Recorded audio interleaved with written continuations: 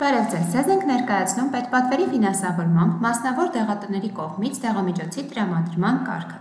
Փնտրենք պացիենտին։ Պացիենտին հնարավոր է փնտրել սոցքարտի միջոցով, անուն, ազգանուն, ծննդյան օր, ամիս, տարեթիվ տվյալով, ինչպես նաև անձնագրի տվյալով։ Անձնական տվյալների անվտանգության տեղեկացումը տեսնելուց հետո հարկավոր է սեղմել շարունակել կոճակը։ Տեղեկացնենք, ցանկում կարտացոլվել միայն այն դեղատոմսերի տվյալները, որոնք լրացված են մասնավոր տարբերակով։ Տրամադրել։ Բացված պատուհանում կտեսնենք, որ գին դաշտը լրացվել է ավտոմատ կերպով։ Տեղեկացնենք, եթե տվյալ ազդող նյութով առկա է մեկից ավել բրենդային անվանումներ, ապա թափվող ցանկում կարտացոլվեն նաև մյուս բրենդային անվանումների տվյալները։ Լրացնենք մյուս դաշտերը։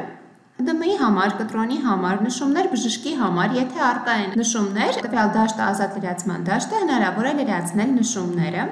ապա սեղմել, հիշել կոճակ։ Փոփոխությունը պահպանվեց։ Ինչպես նաև տեղեկացնենք, որ դեղատունը ունի հաշվետվության հասանելիություն, հարկավոր է ընտրել ամսաթվային միջակայքը և գեներացված հաշվետվության մեջ կտեսնենք պետպատվերի խմբի քառանիշ կոդը,